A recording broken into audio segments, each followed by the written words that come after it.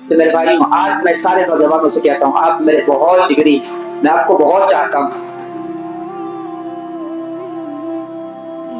مجھے معلوم ہے آپ کا جو درد ہے میں اس کو سمجھتا ہوں، لیکن تھوڑی دیر کے لیے آپ اس امت کے درد کو سمجھو، اس دین کے درد کو لے کر کے بیٹھ جاؤ۔ اللہ کی قسم ایک قدم آپ اٹھاؤ گے 10 قدم امت اٹھانے والی ہے، 10 قدم اٹھانے والی۔ اگر آپ کی ہمت ٹوٹی تو یہ امت پہلے سے ٹوٹی ہوئی اور ٹوٹ جائے، اس لیے آپ سوچ کر کے قدم اٹھاؤ۔ میرے ایک ساتھی کہہ رہے تھے کہ مولانا جو ہے یہ کتابیں میرے لیے لاتے ہیں۔ ہاں مجھے فکر ہے، میرے نبی نے کہا ہے کہ مومن کا کام ہے مومن کا فکر کرنا، مجھے تو تمہارے ایمان کی فکر ہے، مجھے اللہ کی قسم تمہارے کسی چیز کی ضرورت نہیں، نہ آپ کو میرے سے کسی چیز کی ضرورت ہے۔ میں بھی یہاں صرف اس لیے بیٹھنے کے قابل ہوا ہوں کہ آپ کو اللہ کے نبی کی بات سنا سک رہا ہوں، اور آپ بھی مجھے اس لیے سن رہے ہیں کہ میں اللہ ہی کے احکام سناتا ہوں۔ میری بات سنائے تو اللہ کی قسم آپ نے سنی، آپ نے سنی۔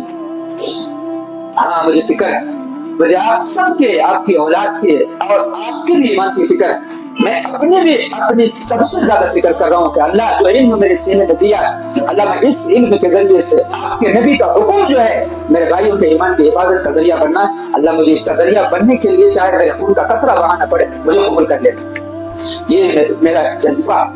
اس لیے میں آپ سب سے کہہ رہا ہوں، مجھے تو بہت دکھ ہوا مولانا میرے لیے کتاب آتی، کتنی افسوس کی بات، تم ایمان سے ہٹ گئے، مجھے افسوس ہے تو کیا ہوگا؟ میرے نبی ایک یہودی کے جنازے میں ہوتے تھے، تم ایمان سے ہٹنا تو کیا مجھے درد نہیں ہوگا؟ اتنا بے درد تو نہیں ہو چکے نا امت۔ ہاں آپ اگر میرے ساتھ نہیں دے سکتے ہیں تو میرے مخالفت بھی تو نہ کیجیے، اگر ساتھ دینے کی طاقت یا نہیں چاہتے ہیں چھوڑ دیجیے، کم از کم مخالفت تو نہ کیجیے۔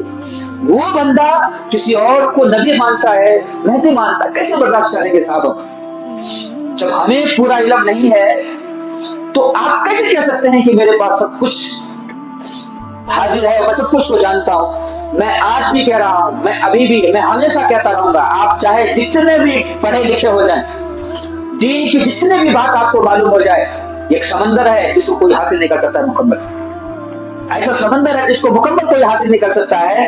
ہاں جس دن آپ کو یہ لگے کہ میرے نبی کے، صحابہ کے، اہل بیت کے یا کسی بھی ولی کے بارے میں کوئی بات کہی جا رہی ہے جس ولی کو پوری دنیا مانتے ہیں، یا کسی امام کے بارے میں بات کہی جا رہی ہے، تو فوراً اپنی زبان کو خاموش کر لینا، فوراً اپنی نگاہوں کو جھکا لینا۔